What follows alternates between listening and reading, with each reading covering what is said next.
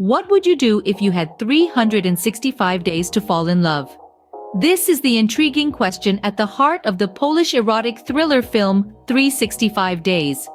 The movie spins a captivating story around Laura Beale, a young successful businesswoman, and Massimo Torricelli, a man shrouded in mystery. The plot thickens when Massimo kidnaps Laura during her Sicilian vacation, giving her a year to fall for him. And thus begins our tale of an unusual romance. Picture this, a vacation in Sicily that turns into a life-altering encounter. The vibrant Laura Beale, a successful businesswoman, is suddenly abducted by the enigmatic Massimo Torricelli. The twist? He's not your average captor. Massimo offers Laura an unusual ultimatum. She has 365 days to fall in love with him, or else she'll never be free. This is not a tale of romance as we know it. It's a story that explores the unsettling dynamics of power and control. Massimo, a man used to having his way, believes he can commandeer love, the most elusive of all human emotions. And Laura, initially terrified, finds herself caught in this bewildering web of captivity and affection. As Laura grapples with her fear and her growing connection to Massimo, the question arises, can love truly bloom under such circumstances?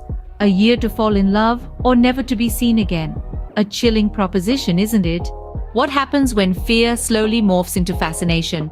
Imagine being Laura, ensnared in a twisted game of love and power. Initially, she's a terrified captive, her world turned on its head by a man who's both alluring and dangerous. But as days turn into weeks, something shifts. Laura, once a successful businesswoman, is forced to navigate a world far removed from boardrooms and power suits. In this unfamiliar terrain, she begins to perceive Massimo not just as her captor, but as a man with his own vulnerabilities. The fear that once consumed her starts to dissipate, replaced by curiosity, and dare we say, a hint of attraction. She finds herself drawn to Massimo, his charisma, his intensity. She starts questioning her own feelings, her own sanity. Is it possible to feel a connection with the man who's holding her captive? As Laura's walls crumble, the lines between captor and lover begin to blur. While Laura grapples with her feelings, the world outside isn't at a standstill. Her disappearance doesn't go unnoticed. Her family and friends, deeply concerned, start their own investigation. They are desperate, turning over every stone, trying to find any clue that would lead to Laura. Her absence creates ripples that extend far beyond her personal circle. Simultaneously, a storm brews in Massimo's world. His criminal empire, once unshakable, begins to show signs of weakness. Challenges arise, alliances falter, and enemies circle like sharks, sensing blood in the water. Massimo is forced to navigate these treacherous waters, fighting not only for his empire, but also for his relationship with Laura. The outside world is relentless, intruding on their secluded existence. The walls of their carefully constructed bubble begin to crack, threatening to shatter their world. As the world outside threatens to intrude, Laura and Massimo's relationship teeters on the brink. As the 365-day deadline looms, a decision must be made. In the thrilling climax of 365 days, we find Laura at a crossroads. The year of captivity, fear, and unexpected passion nears its end. Massimo's world, once seemingly untouchable, is on the brink of collapse.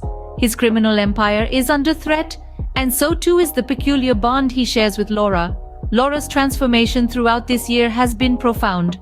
From a terrified captive to a woman strangely captivated by her captor, her journey has been nothing short of extraordinary.